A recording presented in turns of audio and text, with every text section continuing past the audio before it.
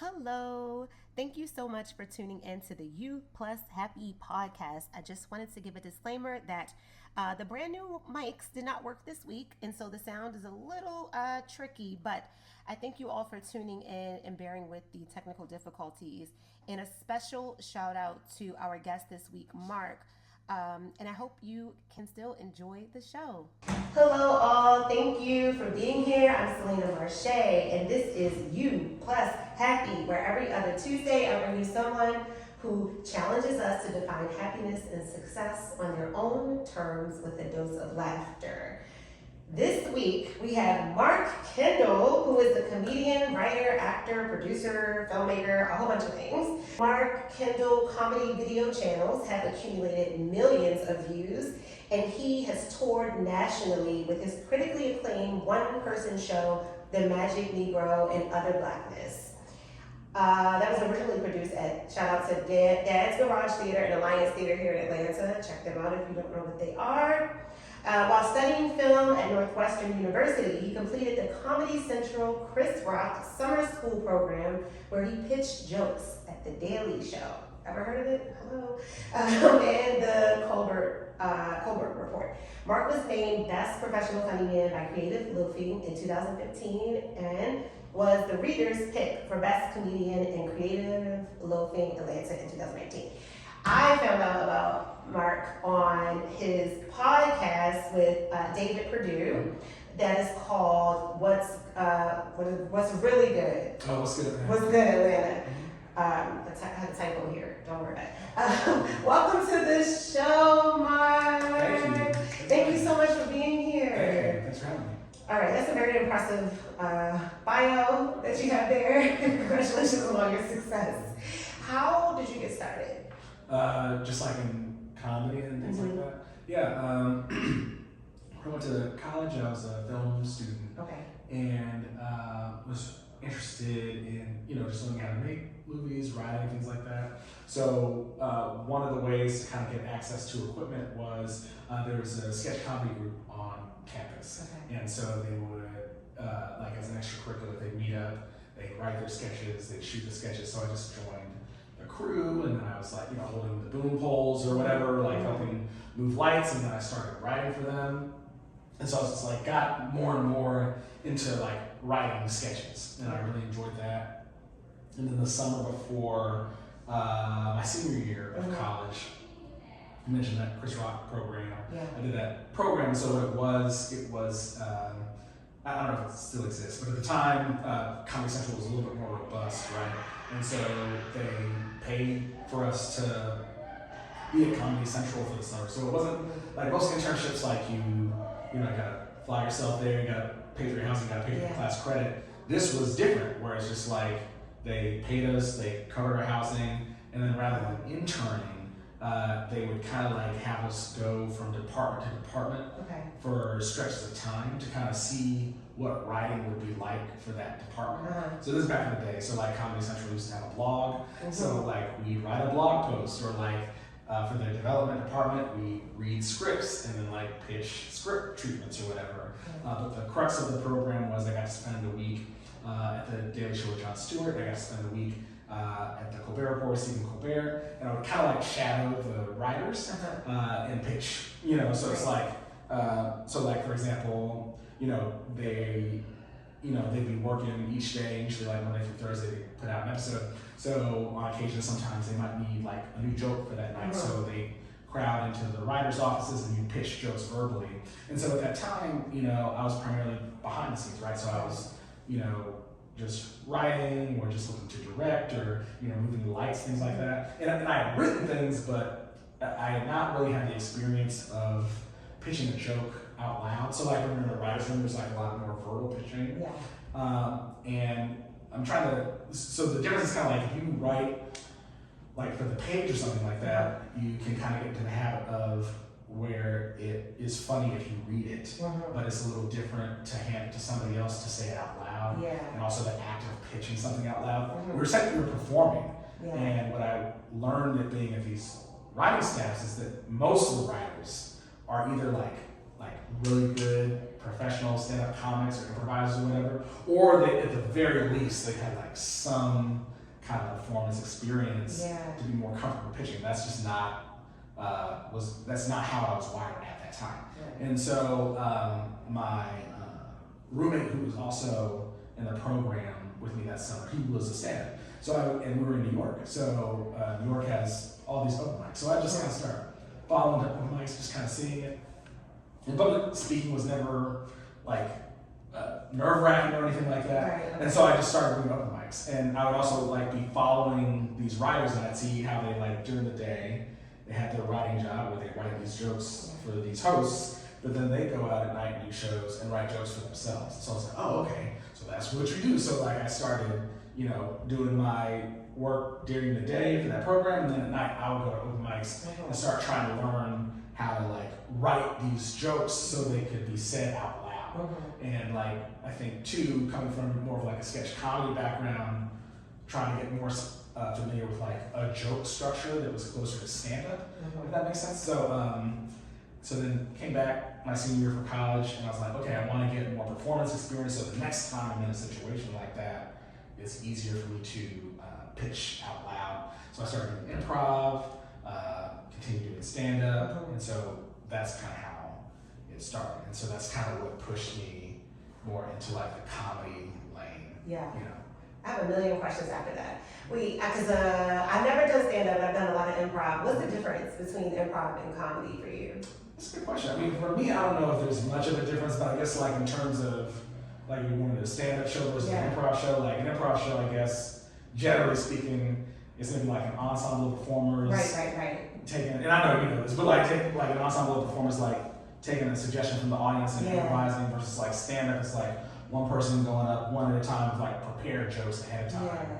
But I mean, also there's no rules, so it can kind of be a mix, Really? Like, yeah. Because improv is like, I secretly wanted to do stand-up. I've never done it. But because improv is improvised, where, so you don't know what's going to happen that night, but you have people to lean on. Where comedy is like, or stand-up, typically, I know some comedians said that they don't write their jokes, or they'll have an idea and they just go out there. But you have something kind of outlined or whatever. Yeah. And then if you bomb, you're by yourself. So which one do you prefer? It's hard to say. I think ultimately, like, I do prefer like solo performance. Yeah. Yeah, a little bit, but when I started performing, I was very much mostly doing improv because I liked the supportive environment So the answer is really both, I guess. Okay. Have you done poorly on stage as a comedian? Oh, really? Yeah, I think that's part of the process. Okay. Like when I personally, like when I think about comedy, when I think about performing, it's just like, I don't think the point is to go out and do well every single time. Okay. Like I think, and this is my opinion, it's like I think like if you're going out and your aim is to do well every single time, I think you can run the risk of sort of like almost pigeonholing yourself into only doing what you already know works or what you already know is safe. And I think when you're thinking about comedy, a lot of the times it's about doing something that's unexpected, surprising, maybe pushes some sort of a boundary in some way to get to that point where you're happening upon something new. And so to me, it's hard to execute that properly the first time. Yeah. And so I think that a lot of comedy to me is like learning and relearning how to get comfortable with that discomfort of failure. And I also feel like improv is the same way too, where it's just like, you have like those short form games or whatever. And it's just like, when I think about those short form games, like it might be a game like, oh, these two improvisers are going to perform a scene in alphabetical order, where they're going to alternate and go, And it's just like, the point is not to do that perfectly. The point is seeing what happens when something goes wrong. Right. And then like how you respond to that failure. You know? And so all I have to say is that like, yes, I do poorly a lot of the time. And I'm trying to get more and more comfortable with that. What's your goal? So your goal is not to do well every single time, and not just to not do well, but for all the reasons you just mentioned. So what is your goal? What is your mindset when you go to do stand-up? I think it depends on the show. Okay. So it's like if I'm at an open mic, the point is probably to try something a little new, maybe even to try something I know won't work, but I just need to hear the words out loud. But then if you're like hired for like a corporate gig, it's like the job is to do well. Like that's why you've been hired. And so like you're gonna do the material that you've practiced that you know works. And so that's like a job, you know. It's like they've hired you to do this thing, and it's just like, oh, it's like, you know what I mean? So it's like, so it depends on the show. Understand your audience, understand the room you're gonna be in. Not necessarily your audience, but understand what you're hired to do that day. Okay, and how do you deal with? Because I know you don't want to do everything like perfectly when you do stand up, but how do you deal with a bad? I don't want to say bad, but a night that no one's laughing. Yeah, I would. Yeah, it's not fun. You know what I'm saying? Like it's not fun to go out and bomb. But I would say it can be a great motivator. So, like if I've recorded that set, like I'll go back and listen to it, and you'll be able to kind of see like, oh, where did I lose them? Did I not say the right word? Was the timing off? So using that as a learning opportunity. But honestly, like how I deal with it is just getting back up on stage and just getting to that next show. Oh, I love that. Okay. Do you listen to other comedians? Oh, I love listening to them. Yeah? Okay. I've heard some comedians say they stopped listening to other comedians because they were starting to sound too much like them. So you don't have that issue? I can see if like you're in the comedy clubs every single night, something like you don't want to be influenced in that way. I totally understand that. I'm not in a comedy club every single night, so that hasn't been an issue yet. Was there a time when you were in a comedy? So, like in New York, were you going every night? Pretty much. Like I was only in New York for that summer, basically. But there have been seasons of life when I've been doing comedy every night. Now things have sort of changed where I'm not as much. But yes, there'll be times when I'd be up every single night. But I don't think that for me personally, it hasn't been an issue yet to where I'm hearing other people so much it's influencing my own stuff to the point that I'm somehow, falling short of what I could be doing. I think part of that too, though, is that I've never just done stand-up. Stand-up has always been a mix of like stand-up, sketch, improv, theater. So like there's always been these different influences I've taken in. So I haven't felt like it's been to the point of like oversaturation. Right. And you've made films too, right? So you're a filmmaker as well. What's your role in filmmaking? Yeah, so I have a production company. It's called CoolCoolCool Productions with my friend Bill Worley. And, I've known Bill for a long time, probably at this point maybe close to 15 years. We met in the improv scene. He's also a really great improviser. And so, I'd always known him. And then for a project that I was doing with a friend of mine, it was like a stage play, but there were video elements. And so Bill was brought in to direct those video pieces. And I really enjoyed working with him. I'm like, would you want to do more video stuff? I know we know each other as improvisers, but would you want to try and do a video thing? And I had this solo show that I've been touring with, so I had material from that I've been wanting to film. And I really loved Bill's directing abilities, and also like he's a great editor. With comedy, I feel like that's like one of the most important things, just because it's like trying to make sure that comedic timing translates into the video product is difficult. So all that to say is that we're like, let's try something. So we filmed one of the like a piece from my solo show, and then like about 2 weeks later, everything shut down because of COVID. And so we had like this sketch that we had shot, and it was about the lack of public transportation in Atlanta. So it was like a satirical piece, but we were like holding on to it for months because we're like, no one's running the train right now. This isn't really relevant. But then as time went on, there are other issues that are brought up in the sketch about like, just like the social commentary thing. So we put it out like months later, and it did really well. And so then that kind of started us on a path towards ultimately starting a production company. So what we do is we use comedy to encourage like civic engagement and community building. So we've worked with a lot of organizations, creating video content around like voter encouragement, Biden vaccine hesitancy, sustainability, things like that. We do non-comedic projects too, but comedy is like how it started. How do you know who to work with? So you're like, you got into business with this person, and then like you co-host a show. How do you? And there's so many talented people, right? So how do you know who you should be working with? I guess I've been fortunate for a couple things. One, coming up in Atlanta's art scene, you meet a lot of really talented people, so there's no shortage of folks to work with, and so you can work with a lot of people on a lot of small things, and or medium-sized things or whatever, and say, like, okay, I've done this one thing with them, that's pretty good, let's do that again. Oh, we did this other project together, that was nice, I like working with this person. And so you can kind of like build a relationship over time. And then like when it comes to bigger and bigger commitments, you've hopefully maybe built up a relationship with someone over time, you know. So I think that's part of it. So for example, like a lot of the videos that we do for our production company, we're usually casting people that we've done improv with for over a decade. You know, so it's like it's people that we've just known for a really long time. You know, so I'd say that's the main way. Because I'm thinking about the production company, I feel like, forgive me if I'm not using the right words, but I feel like it's a marriage of sorts. Like, because then you start getting paperwork. This is not just, we're talking about doing a skit together. You know, this is like, we're starting a business and a company together. That's a big commitment. This is like a different level of commitment. And so you're saying just over time, you just realize, you feel like this is somebody you can trust in that way.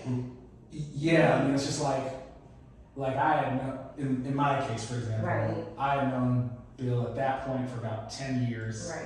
We had worked on a bunch of projects, or known each other for a long time, had mutual friends, had been in the same space, you know what I mean? And then we were making videos together, you know, for close to a year of sorts before making the production company. And that was out of necessity. Like, people were coming to us and asking us to make things. So we kind of had to start it, you know, in order for us to, you know, have to be paid for it. And I think that you can take things slowly too, you know, because it's just like, just because you start a production company doesn't mean you have to go all in on that together at that time. You can see that slowly build over time if you want to. So I guess, you know, I think I think together with communicating with someone, you can determine like what you want that relationship to look like.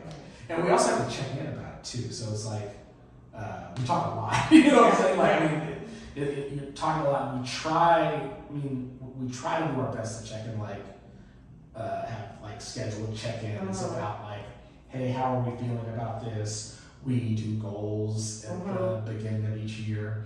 But when we were locked down, we both went through the Artist Way together, and that gave us a lot to kind of like, I learned a lot about like where he was coming from and what he needed creatively, and I hope that from that he learned about like what I need creatively.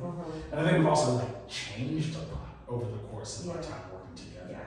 And so I think that realizing that like that work relationship will have to change because you're both going to be going through life changes or whatever work situation you have. You know?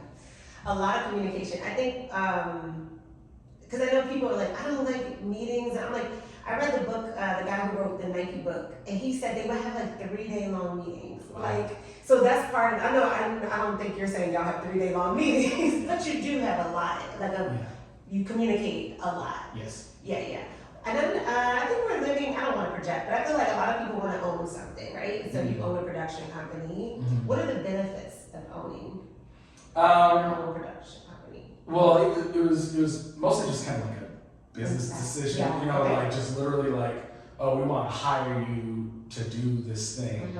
It's this product that's coming from the two of us. So we're like, okay, well then we need a partnership LLC. You know, like, so it was literally from that. But I think other than that, I think that, you know, it depends. I think it's different things for different people. But I think what I have noticed can be helpful is that if you are approaching someone, sometimes it can just be a little easier to understand if you're presenting yourself as part of this entity, as opposed to like, hey, I'm someone that does sketches. It's just easier for someone to understand. Even if it is just you doing sketches, I've noticed that can be helpful for people. You know? But I also, we're making great stuff before that. So I also don't want to be like, you need to have an LLC. I'm not getting, So when you approach someone now as a part of this production company, what's your what's your pitch or whatever? Yeah, you know, that's interesting. Like, I'm still learning. Like, so sometimes I might pitch and be like, hey, you know, we have a production company. We're CoolCoolCool Productions. We create comedy content to encourage engagement and community building. Like, that's kind of like the average spiel. But more often than not, it's like just building relationships with people that have common interests. And then if an opportunity to work together makes sense, it happens in that way. Right. So I try instead to, like, when I'm meeting with people or networking with people, I'm trying to like build relationships with people without any kind of expectation, and instead thinking like, oh, this person's interesting. What can I share with them? What can I contribute to them? Rather than being like, how can I pitch this person? But I also vacillate between the two, meaning like, there are times when I'm like, all right, I'm meeting this person, I only have like 15 minutes of the time, I'm gonna pitch them hard. But like, so I will do that sometimes, but I think more often than not, what has worked for me has been just kind of like, how can I build relationships with people and organizations over time? You know? It's a collaboration more than anything. Yeah. I want to talk about paperwork and networking. So I don't know what level you consider yourself, but I feel like some people in the beginning think networking is important and then it kind of goes away, but it doesn't, because you're still networking. I wanted to say it to people, networking is important forever. Right? Okay. I already answered that one. I think so. I think so too. Yeah. And like, oh, sorry. That's it. I think so. And I also realized that, you know, networking can be a weird. I understand how it makes some people uncomfortable. And so for me, it can make me uncomfortable too. So for me, I think about it as like relationship building or like community building. So you are still networking, but if I go into it and with a friend of like, I'm looking to build a relationship or I'm looking to build community in this space, that helps me. I don't even think about it as like, I feel like it almost has not a negative, but like a stiff feel. Like, I'm gonna go network and post out my business card. When you do it a lot, it's not like that. Well, for me, it's not like that. I don't try to like force myself. It's like a feeling. Say there's 30 people in the room. I don't have to talk to all 30. You can kind of go feel the vibes out, and you don't have to force it. Like, it can be a fun thing, and you get to like meet all these cool people and learn what they're doing as well. As the word pitch is kind of, but you know, also they might be looking for what you have. So I think since I moved to Atlanta 2 years ago, like networking has been, it got me everything that I want, you know, that I wanted, where I wanted to be. So I think it's an important tool. Anyway, I'm an advocate for networking. And I wanted to talk about like the business side of your production company, or just in the entertainment in general, because there's a lot, you know, a lot of talented people, a lot of artists, but I know, speaking for me and some folks that I know, when it comes to the business side, it's like your eyes glaze over. It's boring. It's like, so how do you educate yourself on that side of it? It's a mix of things. It's all kinds of. So what's helpful is that it's a partnership. So what's been great is like, there's some things that I'm good at. There's some things that I'm not as good at. There's some things that Bill is good at. So I don't have to take 100% of the burden. So for example, like when I started CoolCoolCool Productions with Bill, it was my first LLC, but it was not his first LLC. So he had gone through the process of starting one, and he had also come from like a video agency background. So he had also had a lot of experience with, you know, working like with video clients and giving feedback on edits and all that kind of stuff, and knowing what type of language was standard in certain contracts and things like that. Whereas I had experience in like, you know, pitching projects to people or like being in a room and like, you know, that kind of thing.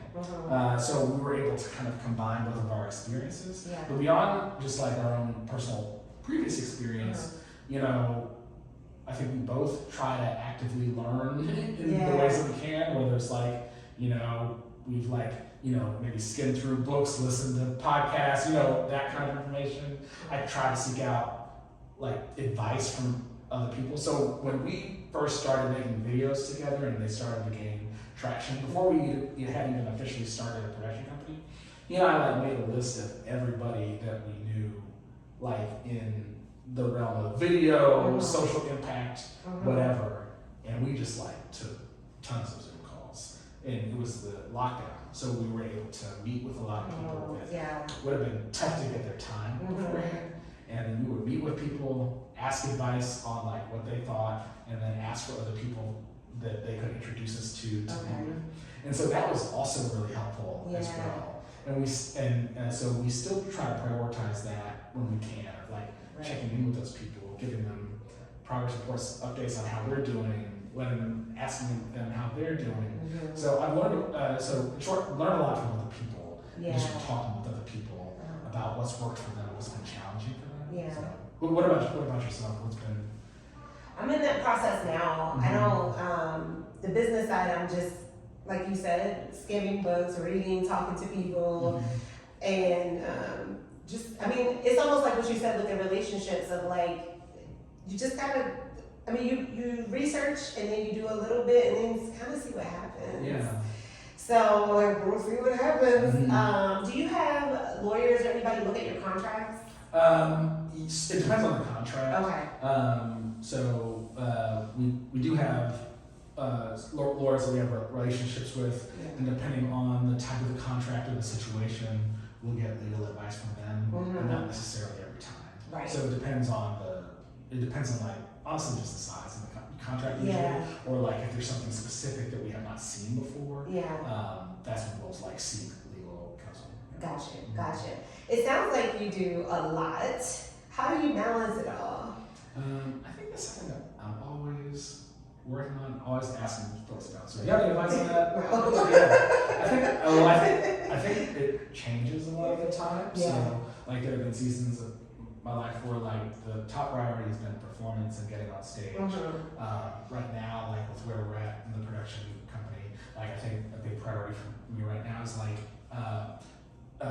building and strengthening relationships with folks, like in our ecosystem or whatever you would call it, you know? So it depends. I think about balance. Because I'm very loud. Okay. Out.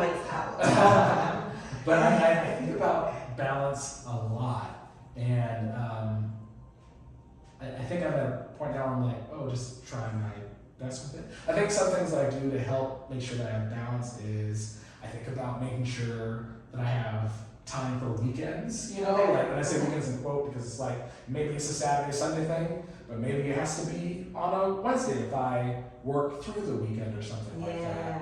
I try to think about, I think I've discovered that I'm maybe more of like a morning person.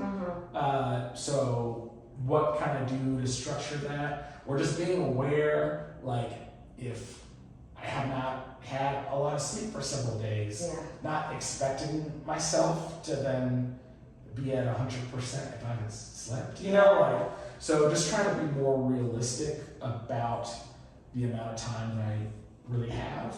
And I try to journal a lot to try to check in with myself, to see like, is this a balance that I like? But I don't really know. You know? No, that sounds good. It sounds rational. It sounds like assessing, like because we don't always need the same thing all the time. So you're just figuring it out. I never thought about the weekend thing of like, because we don't have like regular jobs, so your weekend might, dang, I could give myself a weekend on a Wednesday or Thursday. That's fun. Thank you, because I never thought about that. What's been a turning point? So I know about your career from college to now, a very cursory glance, but we have challenges on the journey. So what's been the biggest challenge, whatever you, in any area? That's a great question. I think learning how to enjoy the journey, you know, so I think that one of my earliest screenwriting teachers, when I was telling them about like on doing this as a career, I think I was maybe like somewhere in that high school, college age range. I forget when I first got that advice. but it was like the advice of enjoy the journey. So like learning how to get to the place where you enjoy the ups as well as the downs. And I think that that's great advice, but it's been difficult to learn how to take that advice. But I feel like if I can get closer and closer to the point where I'm learning how to enjoy the journey regardless of the circumstances, I think that would be great. But I also see that as the biggest challenge, I think. Overall, looking at it all in totality. Yeah. There's a cliche of, well, not cliche, it's true, but being consistent, right? Do you agree with that? You have to be consistent to like make it. I guess that's a great question. I mean, I guess generally I would enjoy or agree with that, but I guess I'm also kind of like, oh, what's making it mean? What does it mean to be consistent? You know? I guess it depends on how you define those terms. Okay, because I'm thinking about, consistency says like, oh, you're gonna go out and do stand up every night for this amount of time because that's where you are in your career. What happens on the days when you are tired or you don't feel like it or you just like, I feel like I don't have it today? Because the show's about success, but I don't know, I'm still defining success for myself, but I'm like talking about the journey and the day to day. How do you, because we're human. So every day, you're not, even if you love stand-up, you're not gonna feel like doing it every single day you're supposed to do it. So how do you do that? Yeah, I guess if I'm thinking about consistency in particular, I was not a good basketball player, but I loved playing basketball. And I think one of my favorite lessons I took from basketball was like, it's not so much that practice makes perfect, but perfect practice makes perfect. And so like being aware of like how you're being consistent. So like thinking about something like stand-up, right? If you're going out and doing stand-up every night, it's just like, well, what are you doing with that time? Are you going to an open mic that's not not great stage time? Meaning like you could be going to do stand-up every single night, but if you're not working on the right things or you're not pushing yourself in the right way, it's possible you may not necessarily see the progress that you want to see. Versus like, so for example, meaning if you go to let's say you go to the same open mic every day for a year, right? But there's no real audience there, and you're doing the same jokes every time, not pushing anything. You're being consistent, but it's just like, what trajectory are you on? So I try to, and you don't really know where, no one knows the future, but it's just like, I do try to think about like, well, with where I'm putting my time, what trajectory do I think I might be on? So on the flip side, it's like, maybe you don't go out and do stand-up every single night, but you're very deliberate about like where you're going to perform and what you're performing when you're there. I've also found that like with creativity, it's a long thing. I mean, ideally, you get to be creative your whole life. So in that way, like the right type of breaks can be very helpful. So it's like if you've done stand-up, let's say 200 nights in a row, but then during those 200 nights you haven't spent time with friends, you haven't been outside, you haven't been having new life experiences, that's going to detract from your stand-up because all you're really going to have to talk about is how you've been doing stand-up the past 200 nights in a row. So it's like, so I also try to be aware of that, where it's just like, oh, I may not have performed tonight, but did I have like an interesting connection with someone? Did I read something interesting? Did I see something interesting? And I know that because the stage time is kind of always going to be there. So that's kind of why I go back to like, there might be seasons of time where you need to be hitting that stage every night, depending on like what you're trying to do or what you're working towards. But I think that there's also benefits towards switching it up. So and I think it's different for each person. That said, I guess it's like if you're in a situation where you need to go up on stage and do something and you don't feel like doing it because it's difficult to do, I think maybe the more you do that kind of thing, the easier it is. I also think that it can be a lot easier if you're in community with other folks. So it's like if you are, especially when you're starting out, I think that's actually a really great time to find that community with other people. So if you're starting stand-up, let's say, and you're going to mics with other people, and y'all are growing together, it's way easier to be like, oh man, I don't want to go to this mic, but hey, to talk to Sarah when I'm there. Yeah. That can make a big difference. It makes a huge difference. Yeah. Did I cut you off? No. Yeah. I wasn't consistent until I got around people who were doing their thing. Otherwise, I would just keep stopping or whatever, because you don't know what's gonna happen. Like, it's not guaranteed, so it's like it gets very tricky. But I love that, because whatever you do all the time, if you just do that one thing, then that's all you become, and then you lose sight of other things. I've been there. I want to talk about I don't want to say your advocacy. Can you tell me about that? What it means to you? How can people help? All of those things. This is a very general question. Sure. Yeah. So I think so in terms of like when I talk about like we make content encouraging civic engagement and community building, all I kind of mean by that is like I enjoy making content that encourages people to want to connect with other folks, and to me, civic engagement could mean any number of things. Like it might look like going to go vote, but it could also just simply be like checking in on your neighbors. You know what I mean? And I feel that you know, sorry, I feel like that is where like I think community empowerment is something that is really cool. I think that's really exciting, and especially in the times that we're in now, I think that community is really important. And yeah, I think that that's just something that has become important to me organically over time. So for example, like that first video I mentioned that we made that was about the lack of public transportation in Marta. It was a satirical piece about like, well, what if Marta went to Cobb County, which is a suburb of Atlanta. Historically, like Marta has had trouble expanding to Marta because of racist narratives that have emerged. And so we made a sketch kind of satirizing that viewpoint. Just because it's just like, that was just like a specific thing that we thought was both true and funny. And what we found from that was like the more specific we got about sharing our experiences, the more it resonated with people. As opposed to being like, you think maybe being, or I used to think like, oh, the more broad you are, the broader audience you have. I've come to actually believe like the more specific and true you can be to your own experience, that actually gives you the greatest chance of connecting with the most people. And so through that, we started collaborating with other organizations that had great expertise in things like voting, sustainability, all these kinds of things, but they maybe weren't experts in comedy.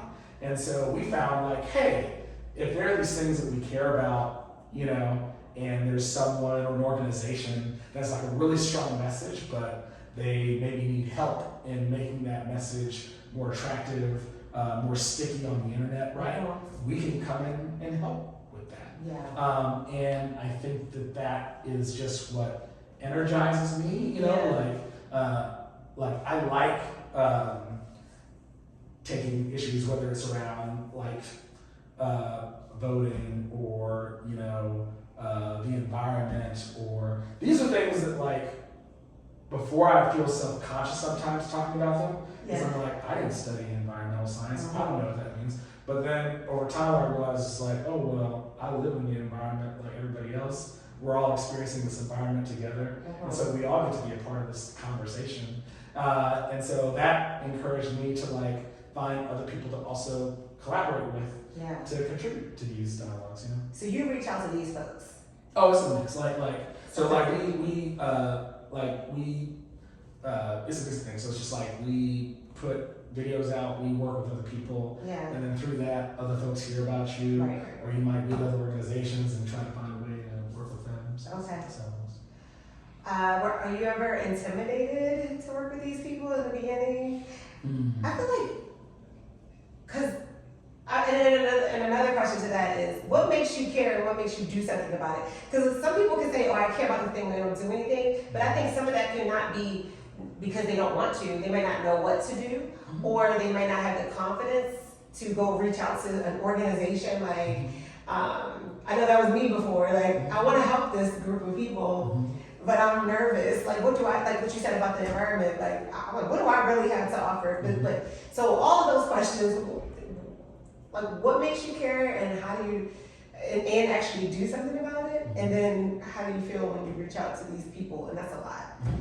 Yeah, in terms of why do I care, I think like after doing comedy for a long time, you find certain things that you just like to talk about. And so I think that informs a lot of your point of view. And so for the longest time with my comedy, the things that I found that I just naturally tend to talk about are issues of like representation, right?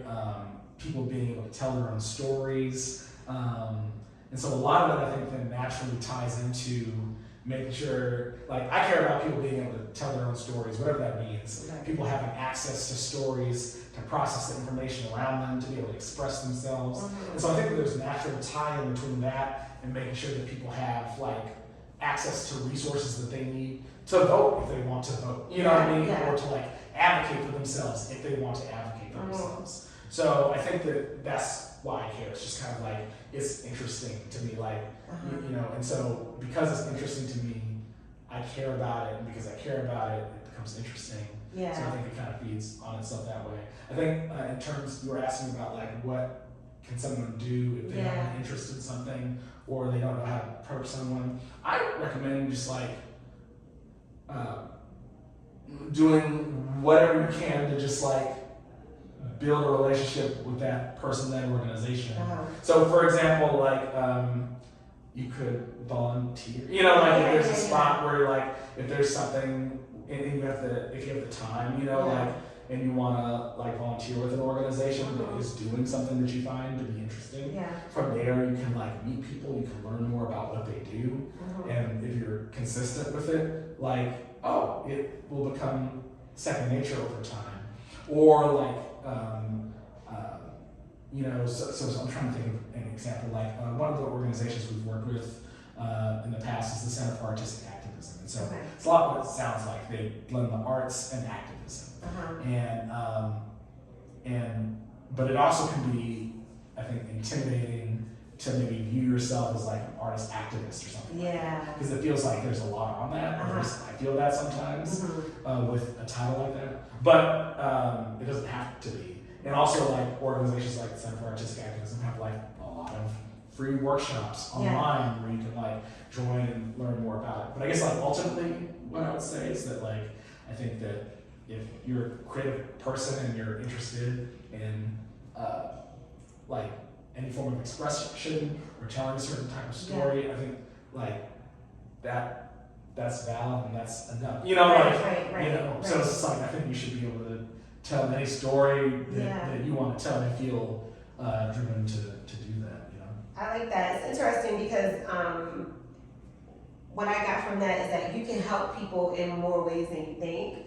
It doesn't have to be financial, or it's just like it can be. You can get creative. Not no pun intended with like creativity. Like you can get creative about the ways that you can help different people, and that's really cool. Why do you storytelling? Why is it so important to you? Yeah, I think I've just like just always enjoyed stories. I think that stories are like how we as humans process information. You know, it's kind of like someone threw a bunch of numbers and facts at you. You'd be able to understand it, but it kind of only makes sense when it's put in the context of like a narrative. And then by extension, I feel like comedy, like using comedy as a way to tell stories is especially powerful, just because I think it's a great way to introduce new information to someone. You know, like, you know, if you've lived your whole life and you think one way or whatever, and then someone presents you facts that are counter to that, we're gonna like hold tighter to what we've been brought up to believe or whatever. But what I appreciate about something like comedy is that it can present something that's new to you that you may not agree with at first, but because you're laughing as you're getting that new information, you might be more likely to continue to attend to that new information over time. And you're, you know, that you might shift eventually. Or not, but it's just like, it's just maybe a different way that you get that information without immediately rejecting it. And I also just kind of feel like it's a way you can like process your feelings. You know, like I'm a big fan of journaling. Like you have something that's happened to you, you feel these strong emotions, you don't really understand what they are, but you kind of like can process it through like journaling over time. And then going back to comedy in particular, it's like there's a bunch of different types of comedy. But in the work that we do with our production company, we focus a lot on emotions like joy, you know? So like our podcast, What's Good Atlanta, we try to like make it where we're taking the positive silver lining aspect of things. We could roast things, you know, there's a lot to like roast about what's going on in the city that would also be funny, but we're opting to kind of be like, hey, let's take a positive lens and try to find the joy in those things. And it's not just to be lovey-dovey, it's that I think that, you know, people are dealing with a lot right now. Right. And so I believe that when you're talking about these issues, whether it's like, you know, preserving our democracy, making sure that, you know, people can exist as people in the world, and you're asking someone to maybe take action, absorb new information that is challenging or scary or new to them, if you're able to create feelings of like joy, I think that they're more likely to take on like that new behavior. So for example, like we collaborate with an organization in town called Fair Count. And so they do a lot of work with the census, but also like voting encouragement. And we did a project with them several years ago where they wanted to educate people about redlining, so that they like take action to be involved in the redistricting process. And so when you just tell someone about redlining, it's just like, yo, redlining can really like lead to disinvestment in your communities, and it's this thing that's gone on for a really long time and have all these terrible impacts. Like all that stuff is true, but it's just like, and you can also be funny in the way that you talk about it, but it's like that can also keep someone staying at home. Like, haha, that's funny, that really sucks. Redlining sucks. I understand that now, but I'm not really going to take action because I feel awful, you know. Versus if you can talk about it in such a way that like, hey, there's this thing that's terrible, but this organization, Fair Count, has done research and they're giving you these action items that you can take that will have like a positive impact.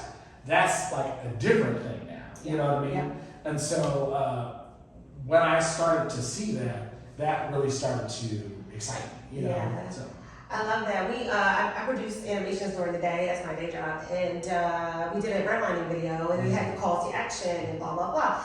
That is the most, I don't know if the right word is empowering, but okay, so if you watch the news and you just hear all this stuff and then you just walk away, it is so many heavy emotions, right?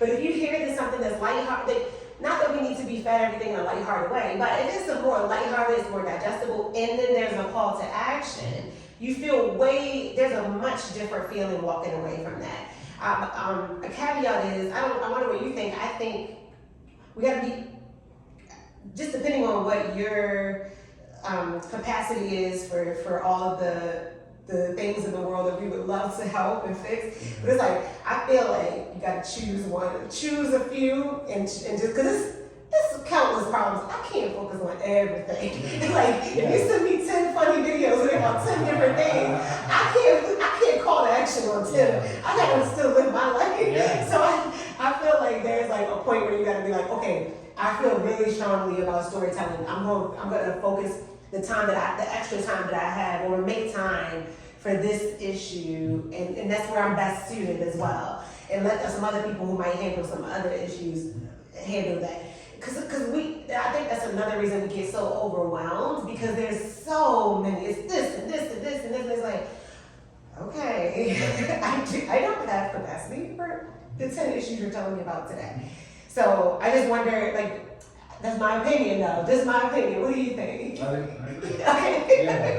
You didn't have to, I wasn't trying to force that. Oh, no, yeah, I mean, there's a lot out there. Yeah. So I think people can only take on so much. Yeah, for sure. Okay, we're winding down on time. I have my traditional questions that I must ask. Well, I only have one that I have to ask, but I'm gonna two more and then I'll close this out.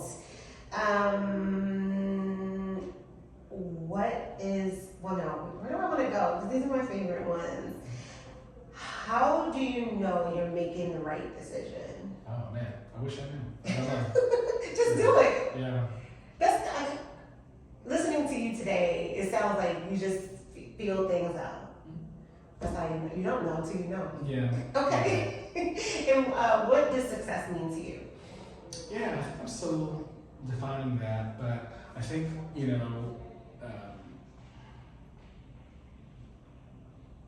like I really like, sort of like, I guess like one of the guiding principles of the type of projects we choose to take on with Cool Productions is like, does this have like a positive impact, and hopefully like the answer can be yes. I mean, you gotta do things to pay, you know what I'm saying? Yeah. But like ideally, like I think it's a success when we get to make something that we feel is good with people that we enjoy about something that we care about. And so that to me right now is how I would define success. Did you just make that up? It It sounds like a tagline. I love it. I want it on the shirt. That's gonna be my definition now. I love that so much. Well, that's it. Wait, do you have any questions, or how do you feel? Good. Thank you. Thank you for having me. I appreciate it. How do you define success?